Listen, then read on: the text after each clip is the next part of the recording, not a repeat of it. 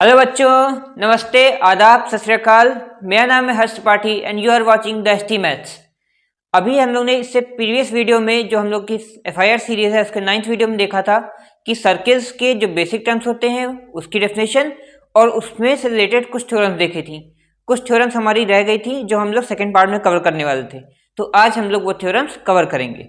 तो उन थ्योरम्स में जो हम लोग की थ्योरम बची थी वो ये वाली थ्योरम थी कि angle at the center theorem, angles in a semi circle, same segment theorem, alternate segment theorem और ऐसी ही कुछ और थ्योरम्स बची थी। तो आज की वीडियो में हम लोग यही सब थ्योरम्स कवर करेंगे और सर्किल्स चैप्टर की सारी थ्योरम आज कंप्लीट हो जाएंगी।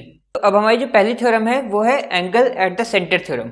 Angle at the center theorem क्या कहती है कि अगर एक सर्किल है हमारे पास जिसका सेंटर O है और एक कॉर्ड है हमारे पास AB, तो angle at the center theorem ये कहती है कि अगर इस कॉर्ड से हम एक एंगल ड्रॉ करें सर्किल पे जो इसका सेंटर O है और ये एंगल थीटा है, तो ये जो थीटा एंगल है ये इस कॉर्ड से ड्रॉ हुआ है। किस कॉर्ड से? AB से। और एक और हमने यहाँ पे कॉर्ड ड्रॉ कर दी CD, जो CD और AB इक्वल इक्वल थे। तो अगर इससे भी हम एक एंगल ड्रॉ करें सेंटर पे तो वो एंगल भी थीटा होगा।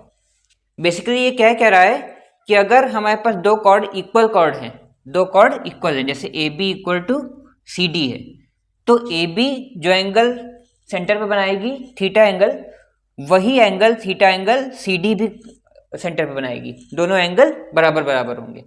तो बेसिकली सिर्फ इतना कह रहा है कि अगर इक्वल कॉर्ड है तो इक्वल एंगल सेंटर पे ड्रॉ होंगे।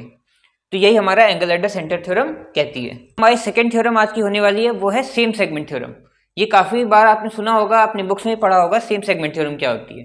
तो सेम सेगमेंट थ्योरम कुछ नहीं होती है। अगर ये सेंटर है, जिस सर्किल है जिसका सेंटर O है और एक कॉर्ड हमारे पास है AB, अब इस कॉर्ड से हमने एक एंगल ड्रॉ कर दिया सर्कमफ्रेंस पे, कहीं पे भी सर्कमफ्रेंस पे हम ड्रॉ कर सकते हैं। हमने ये एंगल ड्रॉ किया मान लीजिए 30 डिग्री का, और इसी कॉर्ड से जो इसके दो पॉइंट्स हैं वहाँ हमने कहीं और पे ड्रॉ किया एक एंगल।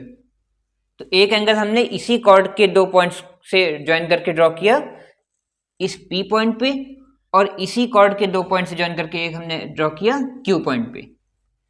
तो ये जो थ्योरम है हमारे पास एंगल सेम सेगमेंट थ्योरम, ये कहती है कि अगर एक ही कॉर्ड से दो एंगल ड्रॉ हो रहे हैं सर्कमफ्रेंस पे, कहीं पे भी किसी भी पॉइंट पे सर्कमफ्रेंस पे ड्रॉ होने चाहिए, वो एंगल इक्वल इक्वल होंगे। तो मतलब ये 30 है तो ये भी 30 है।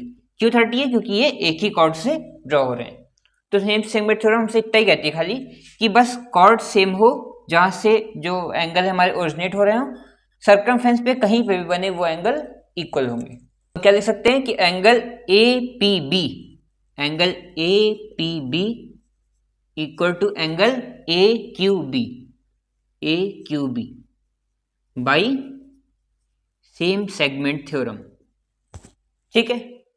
अब जो हमारी नेक्स्ट थ्योरम है ये बहुत ही इंपॉर्टेंट थ्योरम है जो आपके क्वेश्चंस में यूज होती है, जिसको हम लोग कहते हैं अल्टरनेट सेगमेंट थ्योरम। ये थोड़ी सी टिपिकल होती है समझने के लिए, लेकिन समझ जाएंगे तो बहुत ईजी होती है।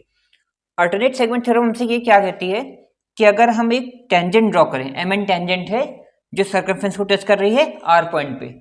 टेंजेंट हमने बता दी थी पहले, MN टेंजेंट R पॉइंट पे सर्कमफ्रेंस को टच कर रही है। इसी R पॉइंट से एक हमने कॉर्ड ड्रॉ की RP एक कॉर्ड है।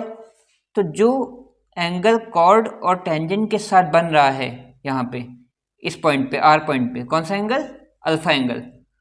इस कॉर्ड से अगर हम सर्कमफ्रेंस पे कोई एंगल डालें किसी भी पॉइंट पे, तो वो एंगल जो बनेगा वो, और जो एंगल यहाँ कॉर्ड से इसके बीच में टेंजेंट के बीच में बना था वो इक्वल इक्वल होंगे।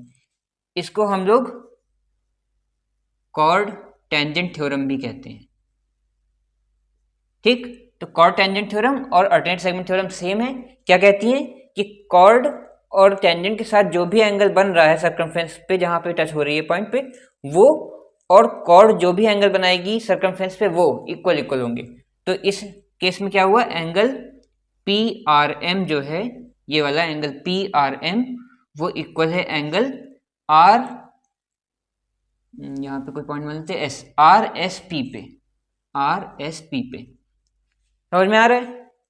ये टेंजेंट ये कॉर्ड और टेंजेंट के बीच में एंगल बन रहा है अल्फा। इस कॉर्ड ने सर्कमफ्रेंस पे एंगल बनाया, वो एंगल और जो कॉर्ड के बीच में बन रहा था वो एंगल इक्वल। यही हमारी अल्टरनेट सेगमेंट थ्योरम कहती है। अब जो हमारी नेक्स्ट थ्योरम है ये है angle in a semi circle. ये एक सर्किल है हमारे पास पूरा। अगर हम यहाँ पे एक डायमीटर ड्रॉ कर दें ए बी, तो अब जो हमारा सर्कल बचा ये आधा आधा हो गया। ये ऊपर सेमी सर्किल, नीचे एक semi circle.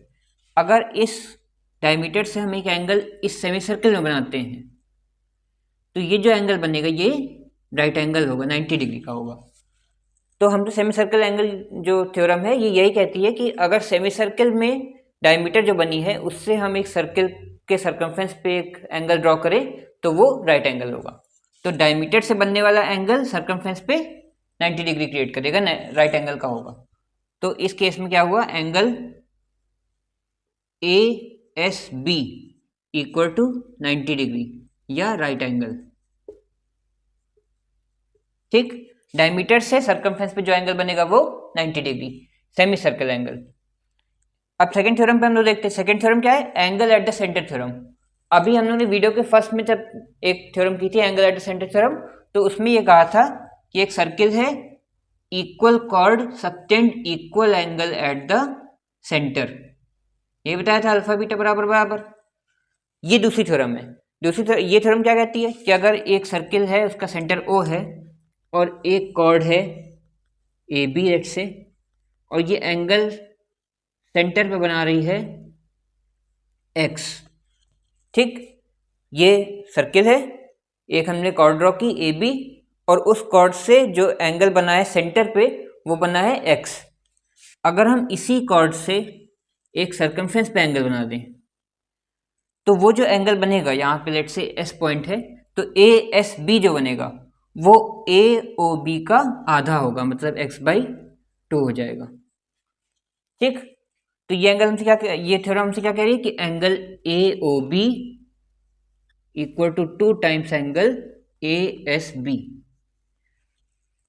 Angle subtended by the chord at the center is double to the angle subtended by the same chord on the circumference of the circle। ठीक, सर्कमफ्रेंस पे जो बनाएगा वो और जो सेंटर बनाएगा वो आपस में 2 टाइम्स होंगे।